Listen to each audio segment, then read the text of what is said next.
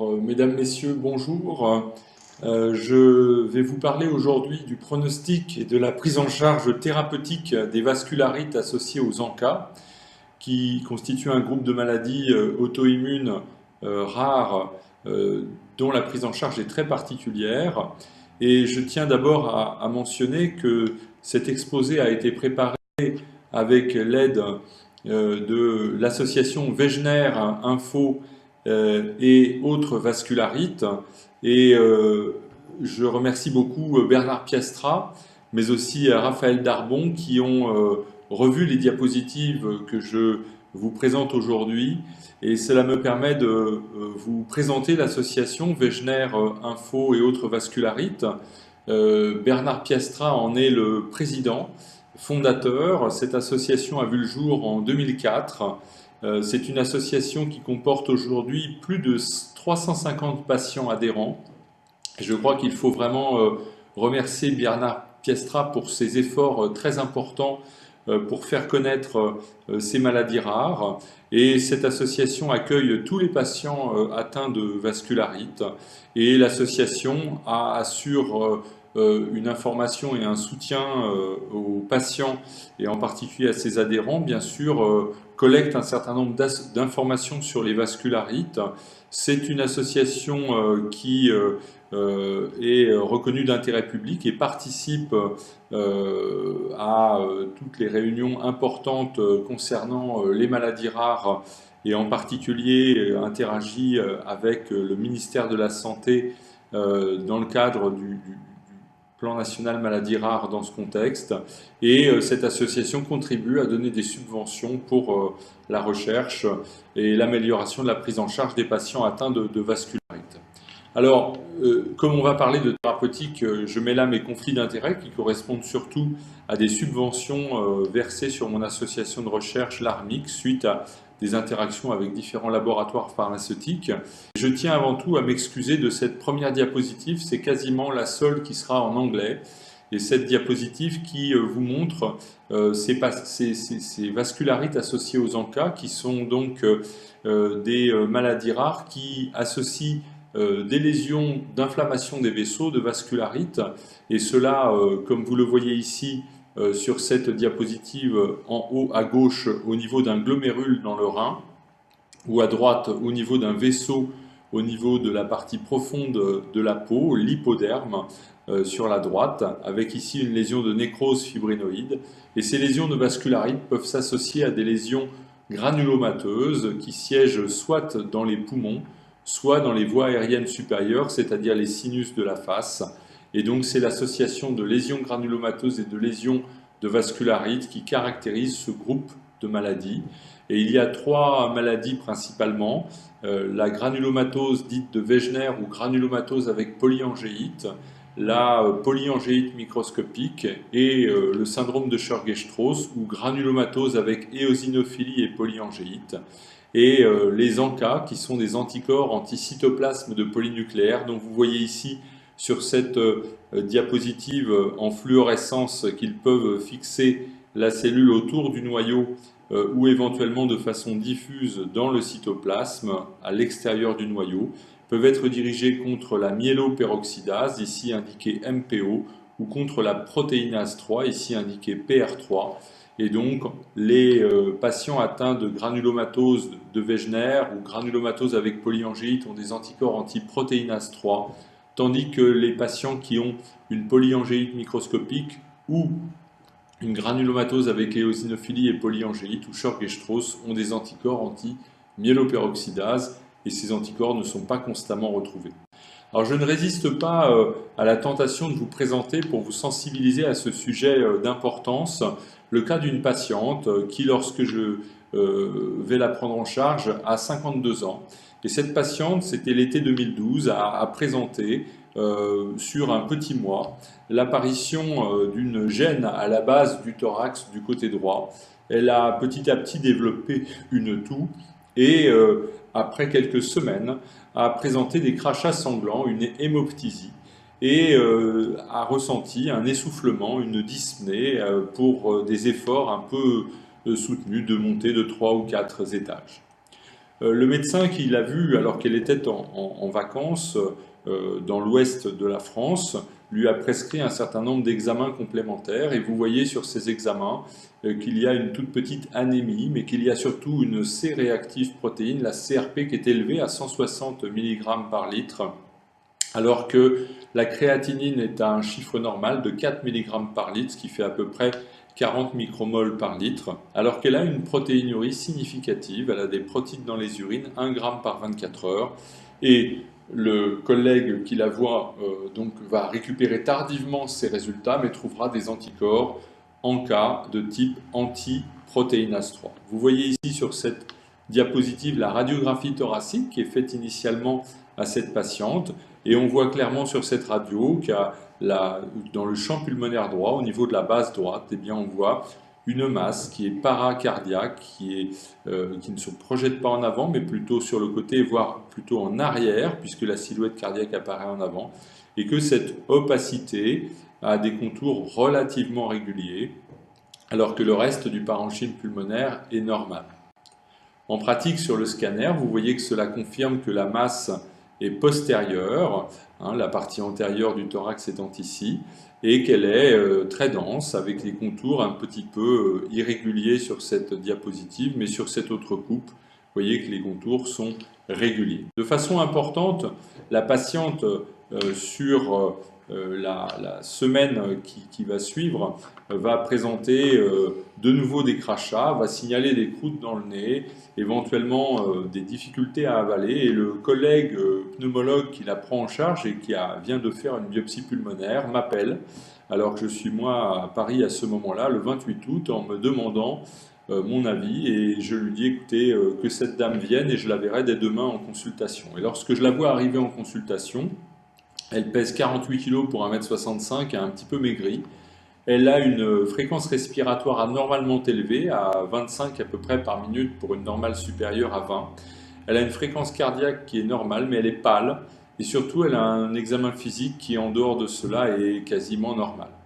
En fait, malgré cela, j'ai un sentiment un peu négatif et je l'hospitalise en urgence, surtout du fait de ces difficultés, de cet essoufflement important rencontré la nuit précédente.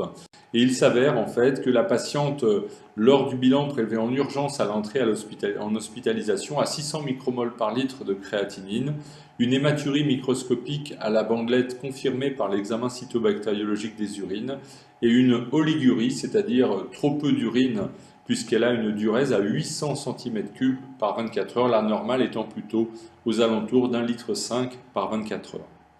En fait, si je vous montre les résultats des autres examens complémentaires, c'est surtout une biopsie rénale qui a trouvé en fait un aspect de glomérulonéphrite extracapillaire, la lésion typique des vascularites associées aux ANCA, et qui a surtout déjà trouvé des lésions anciennes attestant d'une évolutivité depuis plusieurs semaines de cette maladie. Et la prise en charge thérapeutique de cette patiente pour une atteinte rénale grave de vascularite associée aux ANCA a été classique, c'est-à-dire 3 bolus de corticoïdes à forte dose, bolus de solumédrol à 15 mg par kilo par voie intraveineuse, avec en fait une dialyse initiale. La patiente n'aura qu'une séance de dialyse, mais cette dialyse était indispensable parce qu'elle avait plus de 600 micromoles de créatinine le lendemain. 7 échanges plasmatiques qui vont être administrés et des bolus de cyclophosphamide administrés au départ tous les 15 jours, puis tous les 21 jours. Et vous voyez ici le résultat de la biopsie rénale, et vous voyez sur cette biopsie rénale qu'il y a des glomérules qui sont déjà sous forme de pain à cacheter, c'est-à-dire que les lésions ont déjà abouti à la destruction du glomérule, alors que d'autres glomérules sont le siège d'une glomérulonéphrite extracapillaire. Je ne vous montre pas le résultat de la biopsie pulmonaire qui avait été effectuée, qui a confirmé également le diagnostic. Et je tiens là à mentionner que cette patiente, avec un traitement qui a été optimal, a pu en fait récupérer ad intégram au niveau pulmonaire et améliorer très significativement sa fonction rénale, puisqu'elle a aujourd'hui une fonction rénale qui n'est pas normalisée, mais une clairance de la créatinine qui est aux alentours de 55 millilitres par minute, pour une normale entre 60 et 120. Et ce que je voulais vous dire à propos de ce cas, c'était vous sensibiliser au fait que vous avez vu que la créatinine était normale le premier jour où elle a consulté ce médecin. 8 jours après, eh bien, elle est à 600 micromoles par litre. Donc ce n'est pas pour rien qu'on parle de glomérulonéphrite rapidement progressive. C'est une maladie rénale qui est d'évolution très rapide. Et si on ne pense pas à regarder s'il y a des globules rouges dans les urines, la recherche d'une hématurie microscopique, par le simple fait de mettre une bandelette dans les urines, ce qui peut se faire lors de chaque consultation, eh bien on passe à côté d'une atteinte rénale puisque la fonction du rein était par ailleurs normale.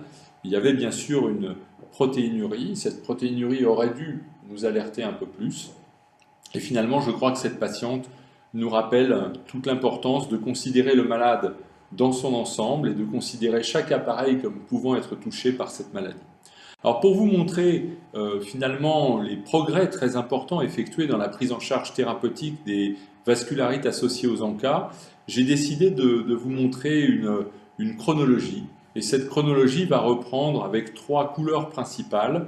Eh bien, d'une part, les progrès faits dans la classification des patients et la physiopathologie de la maladie, et vous verrez que ça nous permettra d'aborder le pronostic.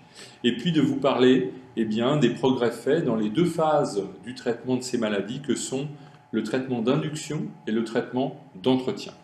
Donc, concernant la classification, eh bien, c'est l'année 2012 que les plus gros progrès ont été faits. La nomenclature de Chapel-Hill a été révisée et ça a permis de renommer les vascularites. Et je vous ai déjà donné les noms de ces vascularites: granulomatose avec polyangéite, granulomatose avec éosinophilie et polyangéite microscopique.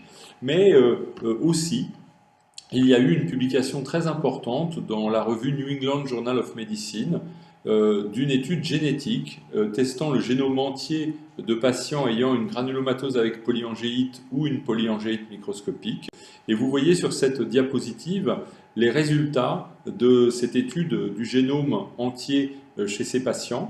Et l'ensemble des patients est représenté sur le diagramme supérieur. Et vous voyez ici ce qu'on appelle le Manhattan plot, c'est-à-dire comme des grandes tours à Manhattan, ces points qui montrent la zone d'intérêt majeur au niveau du génome. Et en fait, ce qu'on voit lorsque l'on sépare les patients pour avoir une spécificité en cas antiprotéinase 3 ou une spécificité en cas antimyéloperoxydase, on voit que la zone de variabilité du Manhattan plot est très différente, ce qui atteste de fonds génétiques différents pour ces deux groupes de patients. Et pour ne pas trop insister sur cet aspect un peu fondamental, j'ai choisi de vous résumer les choses sur cette image que nous appelons l'arbre de connaissance des vascularites, que nous avions publié il y a maintenant 2 ans avec Arnaud Millet, et où nous reprenons ce qui permet de distinguer la granulomatose avec polyangéite de la polyangéite microscopique. Et de façon importante, les racines génétiques de ces vascularites sont différentes, et 2 gènes contribuent au fond génétique de la polyangéite, de la granulomatose avec polyangéite, mais pas de la polyangéite microscopique, qui sont le gène codant pour la protéinase 3, qui est l'antigène cible des ANCA, et pour son inhibiteur naturel, qui est l'alpha-antitrypsine, avec un fond génétique mettant en exergue le HLA de classe 2, mais qui finalement ne permet pas de distinguer autant que cela ces 2 maladies. Et puis après, ce qu'on voit, c'est qu'il y a un certain nombre d'autres différences, comme la spécificité des ANCA, la notion de granulome, qui ne se retrouve finalement que dans la granulomatose avec polyangéite et qui contribue aujourd'hui à lui donner son nom. Et puis les manifestations cliniques. Ces manifestations cliniques qui, vous voyez, pour le rein, sont communes à ces 2 maladies, mais qui, pour l'atteinte pulmonaire et l'atteinte ORL, sont beaucoup plus fréquentes dans la granulomatose avec polyangéite, caractérisée en fait par des atteintes granulomateuses. Alors, ces manifestations cliniques sont très diverses. Là, j'avais mis en avant l'atteinte rénale pour réinsister sur la gravité potentielle de cette atteinte rénale. Et vous voyez que, en fonction du type de maladie, granulomatose avec polyangéite, polyangéite microscopique et granulomatose avec éosinophilie ou polyangéite, eh bien la prévalence, c'est-à-dire la proportion des patients qui ont une atteinte rénale n'est pas la même. Et en particulier, au cours du Churg-Strauss, eh bien, c'est les patients qui ont des ANCA qui ont le plus souvent une atteinte rénale, même si cette atteinte est rare. Et cette atteinte rénale consiste en des hémorragies intratubulaires qui viennent du fait que des hématies, des globules rouges, sont passés dans les tubules. Et ils sont passés dans les tubules par une effraction de la membrane basale glomérulaire avec issue de cellules finalement inflammatoires qui vont s'accumuler en réaction avec cette effraction de la membrane basale glomérulaire. Et donc vous voyez qu'il y a en fait ici une chambre urinaire en blanc qui n'est pas complètement libérée. Et vous voyez ici que ces cellules inflammatoires obstruent une partie de la chambre urinaire et vont aboutir petit à petit à l'étouffement de ce glomérule et à l'apparition d'une insuffisance rénale. Et pour finir avec ces données préliminaires permettant d'aborder la thérapeutique, Loïc Guilvin a pu contribuer avec le groupe francophone français d'études sur les vascularites à identifier des critères de gravité dans le syndrome de Churg-Strauss, la polyangéite microscopique et une autre maladie qui ne s'accompagne pas d'ANCA, qui est la périartérite noueuse. Et ces facteurs de gravité sont au nombre de 5, ce qui permet d'appeler ça score à 5 facteurs ou 5 factor score, FFS. Et c'est la protéinurie supérieure à 1 g par jour, la créatininémie supérieure à 140 micromoles par litre, l'atteinte digestive sévère, la cardiomyopathie spécifique, c'est-à-dire l'atteinte cardiaque propre de la vascularite, et l'atteinte cérébrale de la vascularite. Alors de façon importante, si on se projette dans les années 2000, ce qu'on peut voir, c'est que le traitement d'attaque de ces vascularites associées aux ANCA associait soit des corticoïdes seuls, et ça en l'absence de critères de mauvais pronostic, et en l'absence de granulomatose avec polyangéite, soit des corticoïdes associés à de l'endoxan lorsque le 5 factor score était à 1 ou plus, et cela ou lorsqu'il s'agissait d'une granulomatose avec polyangéite, puisqu'il faut toujours donner un immunosuppresseur en attaque à une granulomatose avec polyangéite. Et l'immunosuppresseur, le seul immunosuppresseur validé, était le cyclophosphamide. Ce cyclophosphamide pouvait être administré par voie intraveineuse ou par voie orale, et on va voir que ça a une toxicité beaucoup plus importante par voie orale. Et puis le traitement d'entretien, finalement, il n'y avait pas grand choix. C'était soit de donner encore du cyclophosphamide avec une toxicité importante, on va y revenir, soit donner de l'azatioprine ou Immurel, qui est le traitement que l'on utilise beaucoup dans le traitement d'entretien de ces vascularites associées aux ANCA. Et donc nous allons voir que les choses vont évoluer. Alors d'abord pour le traitement d'attaque, eh bien, une première étude a été publiée en 2000 qui testait les immunoglobulines intraveineuses versus placebo. Mais cette étude ne comportait qu'une cure d'immunoglobulines intraveineuses, alors qu'on sait qu'il faut en donner classiquement au moins 3 pour avoir une efficacité pérenne. Et donc je ne montrerai pas les données, seulement pour vous dire que les immunoglobulines intraveineuses constituent aujourd'hui un traitement intéressant pour nous, en particulier chez les patients qui ont un déficit de l'immunité. Et ce déficit de l'immunité les rend beaucoup plus fragiles vis-à-vis des infections. Et l'avantage des immunoglobulines intraveineuses, c'est que c'est le seul traitement qui ne va pas majorer le déficit immunitaire des patients. L'essai NORAM est un essai qui a permis d'évaluer le méthotrexate comme alternative au cyclophosphamide dans le traitement d'attaque de ces vascularites associées aux ANCA. Et en fait, la démarche est toujours la même, vous le verrez, essayer de se passer du cyclophosphamide, qui est un traitement qui peut entraîner des anomalies de fertilité chez la femme comme chez l'homme, mais également un déficit de l'immunité profond, voire même une susceptibilité accrue à développer à long terme un mauvais fonctionnement de la moelle osseuse ou éventuellement certaines tumeurs. Et cet essai, en fait, a mis en évidence que la proportion de rechute était plus importante chez les malades qui avaient reçu un traitement par méthotrexate, et malheureusement donc, il n'y a pas de possibilité de remplacer le cyclophosphamide par le méthotrexate, et le cyclophosphamide reste le traitement de référence pour le traitement d'attaque. Une étude extrêmement importante, l'étude MEPEX, est celle qui a testé les échanges plasmatiques versus la méthylprednisolone en traitement d'attaque des vascularites associées aux ANCA, associées à une insuffisance rénale sévère. Et dans cette étude, ce sont 150 patients qui ont été inclus et qui avaient une créatinine qui était supérieure à 500 micromoles par litre, c'est-à-dire des patients qui sont susceptibles éventuellement d'être dialysés. Et il n'y avait pas de différence entre les deux bras par rapport à la survie, et les patients recevaient par ailleurs un traitement par corticoïdes et endoxan.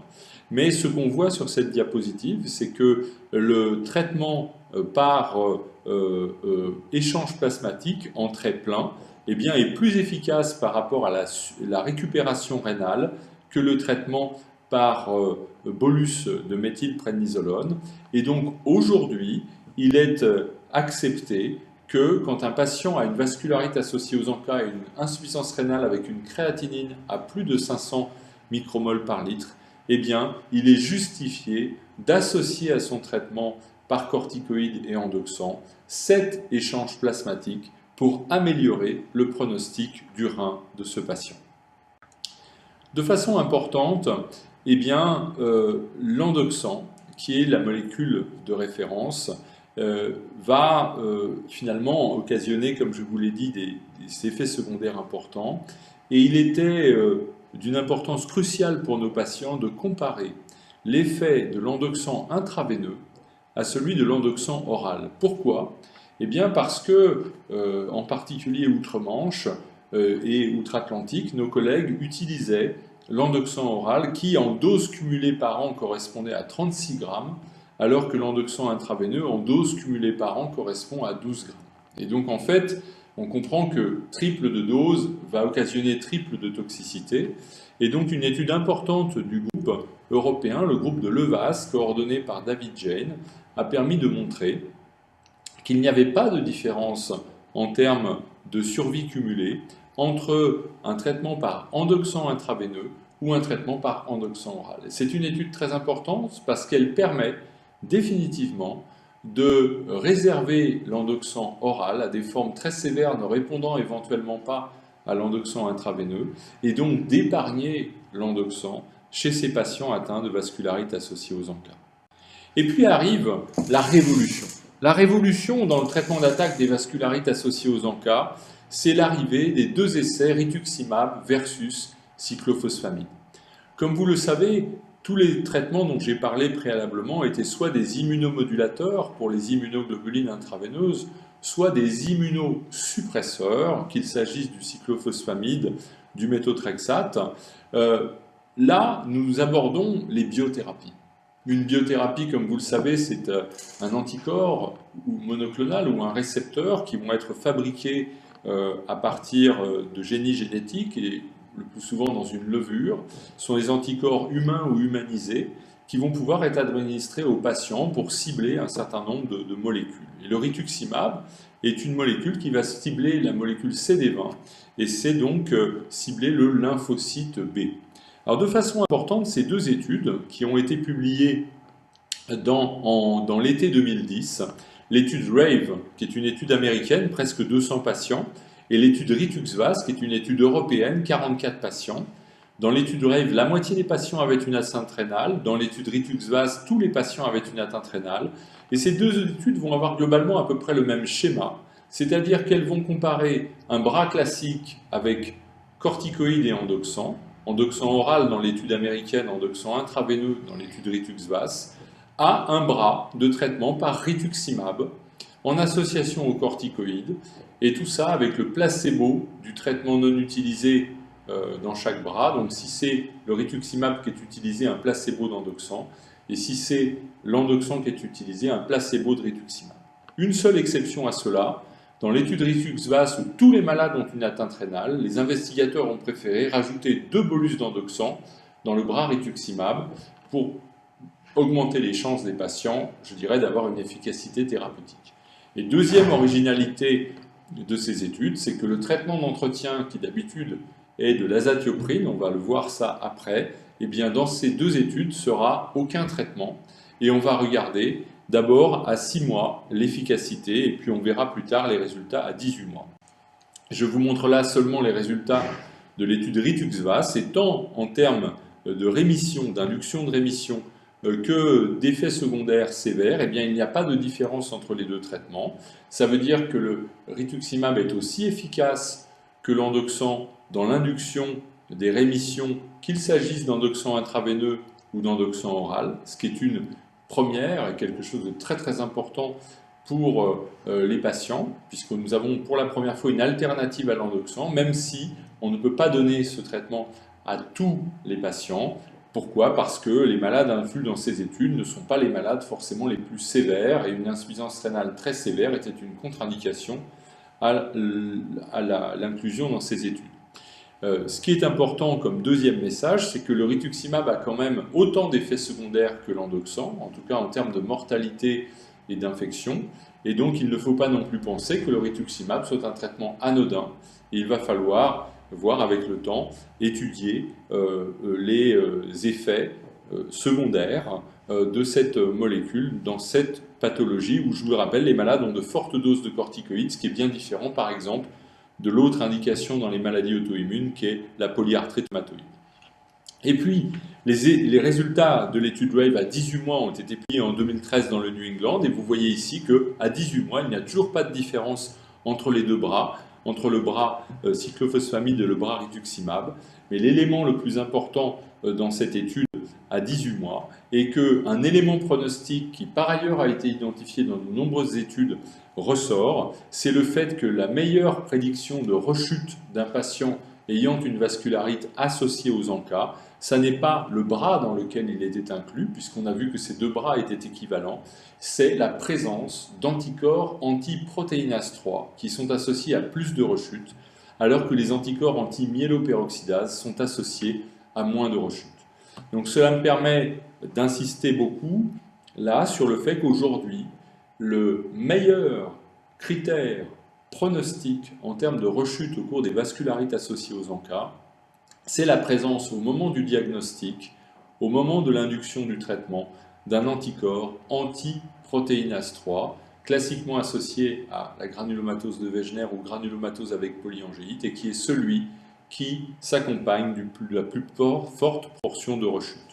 On arrive à la fin de ces études d'induction et l'essai Cortage, qui est un essai qui va comparer une demi-dose d'immunosuppresseurs et de corticoïdes à un traitement classique chez des individus de plus de 65 ans. Je ne vais pas détailler, mais globalement, ce qu'on voit, eh bien, c'est qu'on a une aussi bonne efficacité et qu'on a en fait moins d'effets secondaires chez les patients qui ont bénéficié d'un traitement à demi-dose.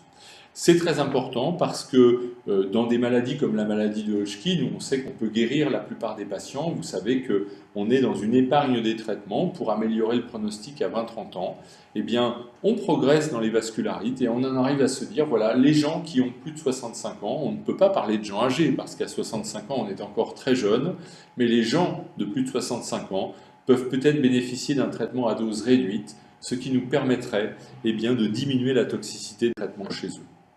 Et pour finir, une donnée qui a été présentée par Xavier Péchal, qui est dans notre équipe, notre praticien hospitalier maladie rare, qui est au centre de référence. Xavier Péchal a présenté à San Francisco, il y a maintenant une quinzaine de jours, les résultats d'un essai qui compare chez des malades ayant une vascularite de bon pronostic, avec un FFS à 0, une comparaison entre azatioprine plus corticoïde versus corticoïde plus un placebo d'azatioprine. Je vous rappelle que dans ces formes-là, il n'y a pas d'indication à donner un immunosuppresseur.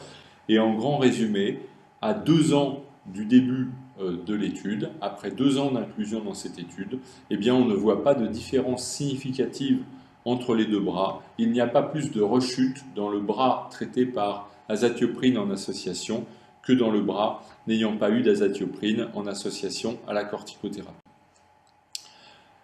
En pratique, le traitement d'entretien. Le traitement d'entretien, eh bien, il y a un certain nombre d'études qui ont été publiées également. Une étude qui va comparer, et ça c'est très très important, l'azatioprine au cyclophosphamide. Eh bien, en 2 mots, vous voyez qu'il n'y a pas de différence entre les deux bras. Et dans cette étude de Levas, eh bien, on sait dès 2003 qu'on peut ne plus donner d'endoxan dans le traitement d'entretien, mais seulement de l'azatioprine. Donc là encore, diminution majeure de la toxicité des immunosuppresseurs utilisés dans la vascularite associée aux ANCA. Qu'en est-il des biothérapies en entretien? En fait, en entretien, la première biothérapie qui a été testée, c'est un anti-TNF, et pas n'importe lequel, un récepteur dimérisé qui s'appelle Etanercept, qui est un des traitements qui a une autorisation de mise sur le marché dans la polyarthrite rhumatoïde.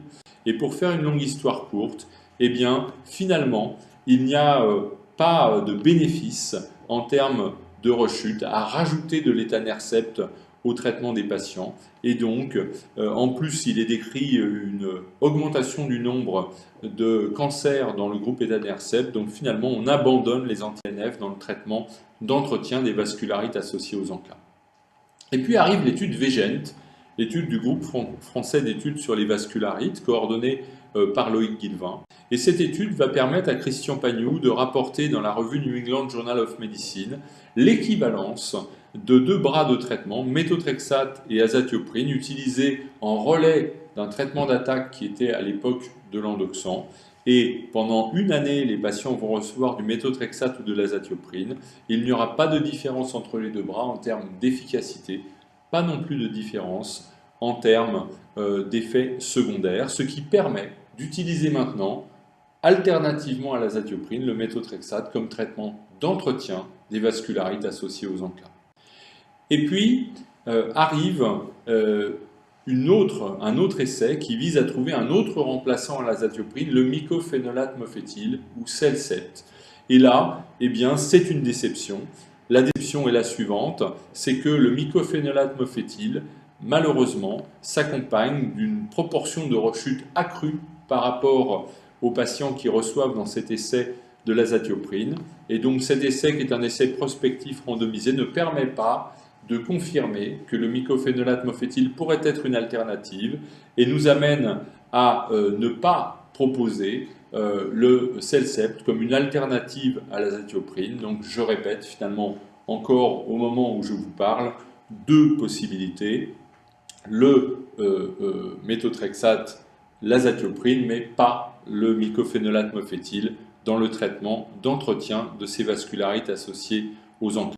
Et puis, arrive un essai très important pour nous, puisque c'est un autre essai du groupe francophone français d'études sur les vascularites.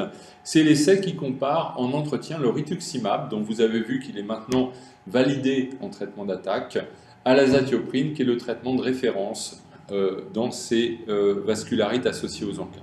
Et cet essai a été publié il y a exactement un an dans la revue New England Journal of Medicine. Et vous voyez ici le schéma de cet essai, qui est un traitement d'entretien par une dose réduite de rituximab de 500 mg par injection, qui sont faites à 0 et 15 jours suivant l'arrêt du traitement d'attaque, puis tous les 6 mois, pendant une période totale de 18 mois, et avec une analyse des résultats à 28 mois, comparativement avec l'azatioprine, qui est administré à 2 mg kg, puis 1 mg kg, puis interrompu à 22 mois. Et dans cet essai, vous voyez qu'il n'est pas nécessaire de faire des statistiques pour voir que le résultat est a priori bien différent, puisqu'il n'y a que 3 rechutes dans le groupe rituximab versus 17 rechutes dans le groupe azatioprine. Et donc, le rituximab apparaît un excellent traitement d'entretien dans ces vascularites associées aux ANCA et semble supérieur à l'azatioprine. Bien entendu, comme vous le savez, il faut toujours 2 études prospectives randomisées pour qu'un produit puisse obtenir une autorisation de mise sur le marché dans une indication. Donc il y a une étude qui est en cours aux États-Unis et dans le reste de l'Europe qui teste le rituximab versus azatioprine à une dose un peu supérieure de 1 g de rituximab et qui, nous l'espérons, pourra confirmer les données de cette étude française et permettre que le rituximab obtienne une autorisation de mise sur le marché dans le traitement d'entretien. Aujourd'hui, le rituximab a une autorisation de mise sur le marché en France dans le traitement d'attaque, mais pas encore dans le traitement d'entretien des vascularites associées aux ANCA.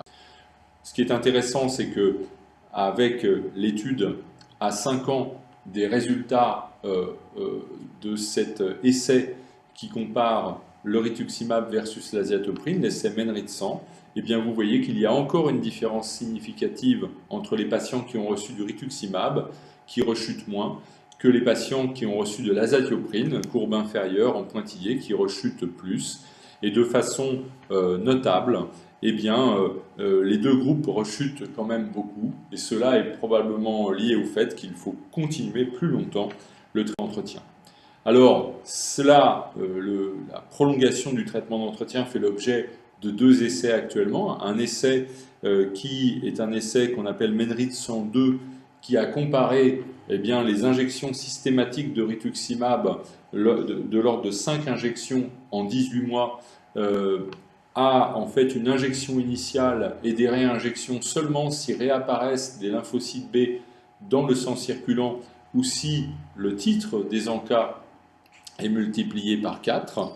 Et de façon très claire, eh bien, nous n'avons pas encore les résultats. Mais par contre, lorsque les patients ont achevé cet essai, qui s'arrête à 28 mois, eh bien, nous leur proposons une randomisation entre deux bras dans l'essai qu'on appelle MENRIT 103, qui est en fait la prolongation de MENRIT 102 et qui correspond à poursuivre dans un bras les injections de rituximab, alors que dans l'autre bras, eh bien, on ne poursuit pas les injections de rituximab et on observe les résultats. Et donc actuellement, il y a une cinquantaine de patients inclus dans cet essai MENRIT 103, alors que les inclusions sont terminées depuis longtemps dans l'essai MENRIT 102, et nous attendons beaucoup de ces essais.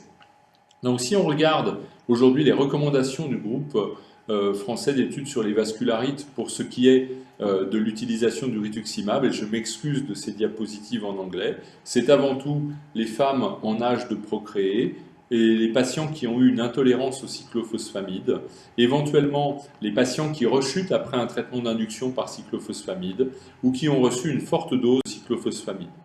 De façon importante, il y a des réserves par rapport à la prescription de rituximab, et le rituximab ne peut pas être proposé aux patients atteints de Chorg-Strauss, qui n'étaient pas inclus dans les deux essais de traitement d'attaque utilisant le rituximab, ou avoir un anticorps antimembrane basale glomérulaire, définissant une pathologie qu'on appelait autrefois goutte pasture, ou alors avoir une forme sévère, avec des hémorragies intra-alvéolaires sévères, avec une insuffisance rénale au-dessus de 350 micromoles de créatinine, ou éventuellement des formes granulomateuses menaçant le pronostic vital ou fonctionnel. Et enfin, il n'y a pas d'indication à donner du rituximab quand le malade n'a pas une forme grave, c'est-à-dire quand il n'a pas besoin en fait d'endoxant au départ. Alors ce qui est important, c'est que les rechutes peuvent être traitées.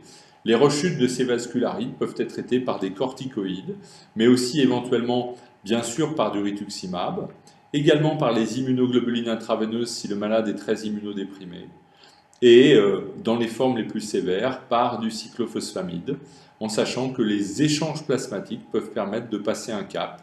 Et actuellement, eh bien, il y a une étude en cours qui vise à évaluer l'efficacité des échanges plasmatiques dans les formes un peu moins sévères que dans l'étude MEPEX, où la créatinine est entre 250 et 500 micromoles par litre, et où, si le patient a des hémorragies intra-alvéolaires. Alors de façon importante, vous voyez qu'en 15 ans, eh bien, dans ce début du troisième millénaire, nous avons fait des progrès importants dans le traitement des vascularites associées aux ANCA, avec à la fois en attaque des corticoïdes, que l'on donne toujours, de l'endoxant intraveineux, mais avec une alternative à cet endoxant dans certaines situations, cette alternative qui est le rituximab, et la possibilité d'utiliser les échanges plasmatiques chez les patients qui ont une forme, une insuffisance rénale sévère à plus de 500 micromoles par litre.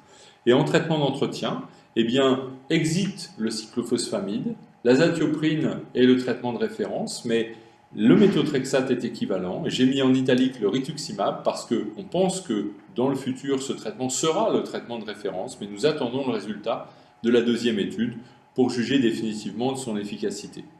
Et tout cela s'inscrit dans un contexte où il est très important de prévenir les effets secondaires des traitements, faire la prophylaxie des infections et proposer à nos patients des vaccinations, et ce d'autant qu'on envisage un traitement par rituximab. Vous savez qu'il est très important de vacciner préalablement au traitement par rituximab, et un certain nombre de protocoles de vaccination, en particulier contre le pneumocoque, vont démarrer pour évaluer l'intérêt de vacciner avec une forte dose de vaccin anti-pneumococcique. Les vaccinations de nos patients, c'est quelque chose de très important. Malheureusement, aujourd'hui, je dois reconnaître que nombre de patients refusent encore la vaccination. Il est classique de rencontrer un patient très réticent.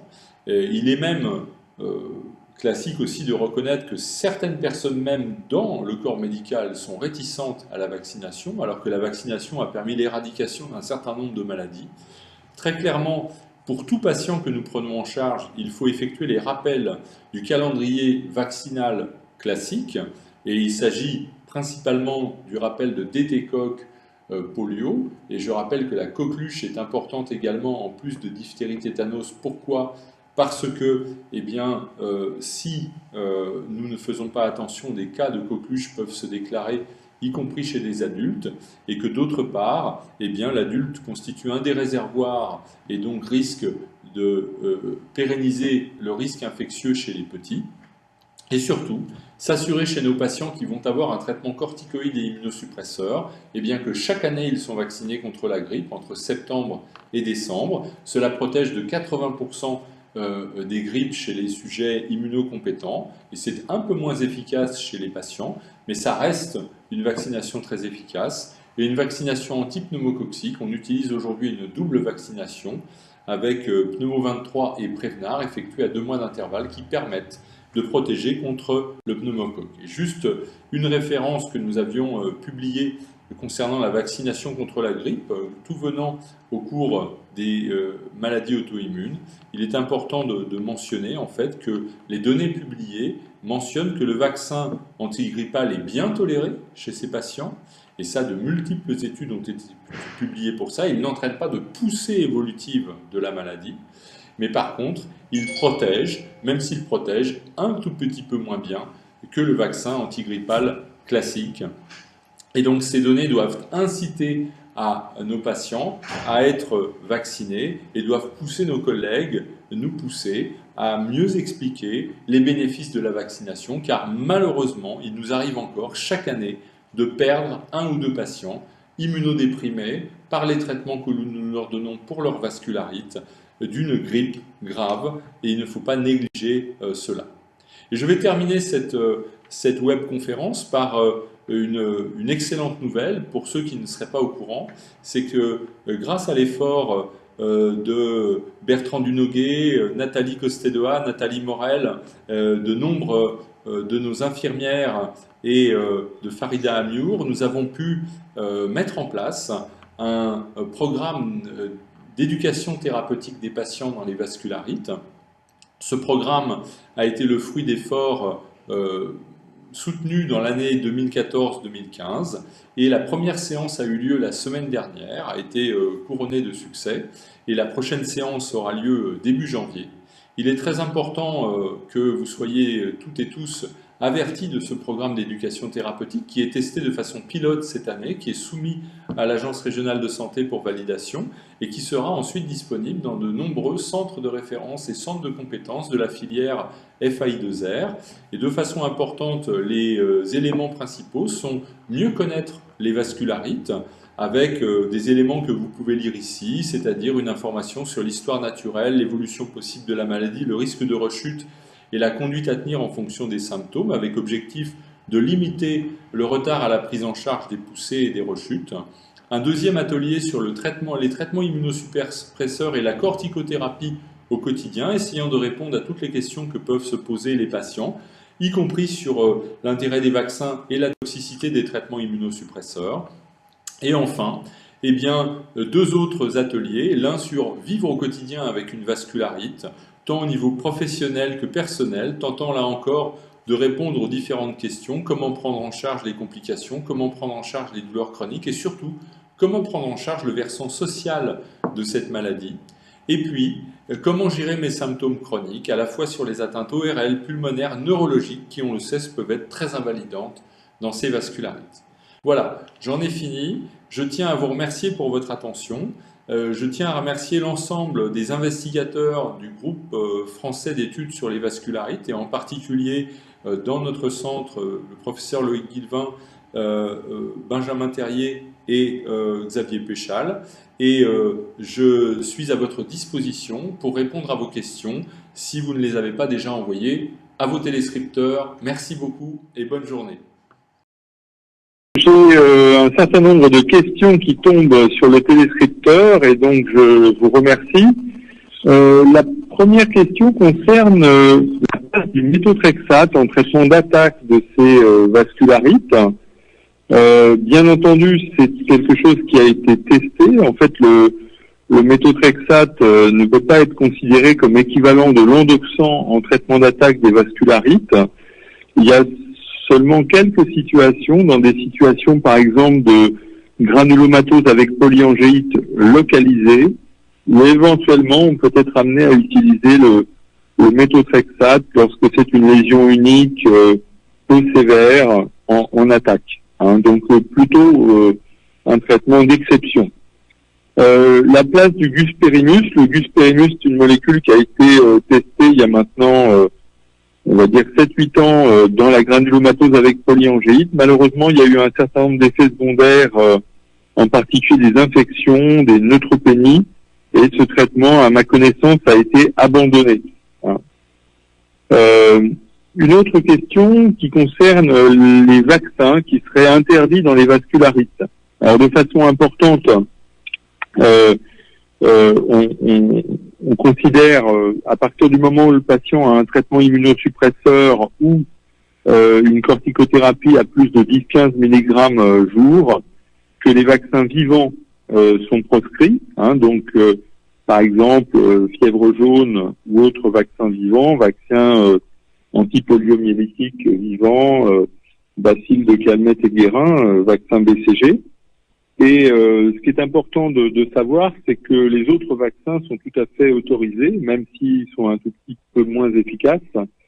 Et on avait dit autrefois que dans le syndrome de Churg-Strauss, il était contre-indiqué d'effectuer une vaccination qui pouvait éventuellement déclencher la maladie. En fait, dans une étude que nous avons publiée il y a quelques années, nous avons, à l'époque de l'épidémie H1N1, vacciné 250 patients atteints de maladies systémiques et nous avons vacciné plus d'une trentaine de patients ayant une granulomatose éosinophilique avec polyangéite ou syndrome de Churg-Strauss.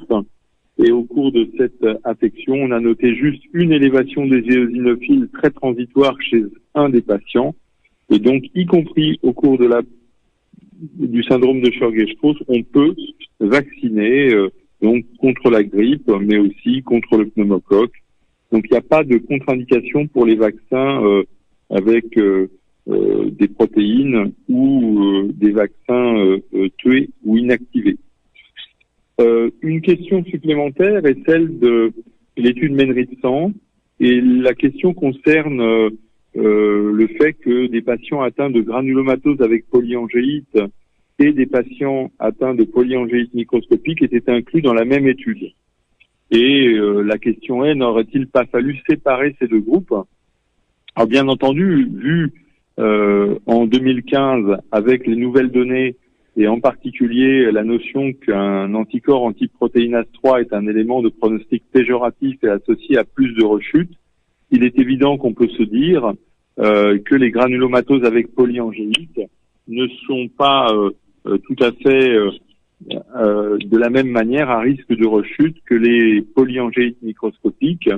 Et donc, en pratique, on pourrait discuter, et c'est des choses qui sont actuellement discutées, dans des études de prévention des rechutes, de prendre à part les granulomatoses avec polyangéite qui sont à plus haut risque de rechute que les polyangéites microscopiques. Mais à l'époque, c'est quelque chose qui était beaucoup moins clair qu'aujourd'hui. Et donc, si c'était à refaire, aujourd'hui, nous ciblerions les granulomatoses avec polyangéite, mais à l'époque, on ne pouvait pas le faire. Alors, il est dit aussi une autre question, y a-t-il une place en attaque du cyclophosphamide avec un maintien du rituximab? La réponse est non. Dans la seule étude publiée dans laquelle ça a été proposé, c'était en fait l'étude Rituxas, qui est l'étude européenne sur 44 patients. Et dans cette étude, dans le bras corticoïde endoxan, on a ajouté, dans le bras corticoïde rituximab, on a ajouté 2 bolus d'endoxan. Et dans cette étude, en fait, la mortalité est équivalente dans les deux bras. Il y a 6 décès dans le bras traitement par corticoïde. Il y a le même pourcentage de décès dans les deux bras. Et comme c'est une étude 3 sur 1, c'est 6 versus 2. Et on pense en particulier que le rituximab additionné à l'endoxan a probablement contribué à la toxicité de ce traitement. Alors, une question supplémentaire est le sevrage en corticoïdes doit-il intervenir avant ou après l'arrêt de l'immunosuppresseur? Eh bien, tout dépend finalement de l'école. Si on est dans une école américaine où la corticothérapie est rapidement diminuée pour être arrêtée, eh bien, c'est le cas par exemple dans l'étude WAVE, où le critère principal est l'analyse des patients en rémission à 6 mois sans corticoïdes, alors que bien sûr ils ont encore le traitement immunosuppresseur en cours. Eh bien, c'est précoce, mais cela s'accompagne de plus de rechutes, et dans l'école française, on a tendance à maintenir une petite cause de corticothérapie plus longtemps, mais classiquement moins longtemps que la durée de maintien du traitement immunosuppresseur. Après, d'autres questions sont posées sur les polyangéites microscopiques et leur prise en charge thérapeutique. Faut-il utiliser le rituximab dans le contexte d'un patient qui aurait plus de 70 ans ou 70 ans et un 5 factor score à 1? La réponse est, selon les recommandations françaises, il faut voir, mais en pratique, on a vu que les patients âgés n'étaient pas forcément inclus dans l'étude, donc ça va être vraiment affaire de discussion au cas par cas. Et une autre question, si le FFS est supérieur à 1 et 70 ans, est-ce qu'on fait rituximab ou cyclophosphamide en attaque? Eh bien, on fait en principe cyclophosphamide en attaque si c'est indiqué, c'est-à-dire bien sûr si le FFS est supérieur à 1, et on le fait à dose réduite selon le protocole Cortage avec demi-dose de corticoïdes et d'endoxan. Et on utilisera le rituximab plutôt s'il y a un antécédent d'intolérance à l'endoxan ou s'il y a éventuellement eu un traitement préalable par endoxan et qui a été un échec. Après, on me demande quelle est la moyenne d'âge des patients, a-t-elle évolué? Alors, les patients atteints de vascularite associés aux ANCA sont âgés de 50 à 60 ans. Le groupe de patients les plus jeunes, ce sont les patients atteints de Sjögren-Strauss qui ont une quarantaine d'années en moyenne. Et cette moyenne d'âge des patients n'a pas franchement évolué pour l'âge de début, mais bien entendu, comme le pronostic de la maladie s'améliore avec le temps, eh bien nos patients vivent de plus en plus longtemps et la mortalité est réduite à moins de 10% à 10 ans. Question supplémentaire également, le cyclophosphamide en attaque sans rituximab, puis rituximab à M4 en entretien, est-ce que ça c'est une stratégie qui semble valide? Oui, tout à fait. Lorsque l'on propose un traitement d'attaque par cyclophosphamide, eh bien, on peut tout à fait prendre le relais après la fin du traitement d'attaque lorsque le patient est en rémission complète par rituximab. Il faut juste savoir qu'il n'y a pas d'autorisation de mise sur le marché en France aujourd'hui pour le rituximab en entretien. Nous attendons les résultats d'une deuxième étude qui est en cours. Et lorsque les résultats seront connus et que ces résultats attesteront dans cette deuxième étude d'une supériorité du rituximab par rapport à l'azatioprine, eh bien, il y aura une autorisation de mise sur le marché probablement pour le rituximab en entretien dans les vascularites associées aux ANCA. Aujourd'hui, ça n'est pas le cas, mais fort de nos résultats, nous avons tendance quand même à utiliser volontiers le rituximab en entretien dans ces pathologies. Voilà, pour l'instant, je ne vois pas d'autres questions. Je ne sais pas si vous avez quelques questions brûlantes, si vous souhaitez adresser un nouveau message avec une dernière question. On se donne peut-être quelques secondes. Je vois qu'en fait, beaucoup de questions ont porté sur finalement le maniement des traitements et en particulier chez les patients qui auraient éventuellement un ou plusieurs critères de mauvais pronostic.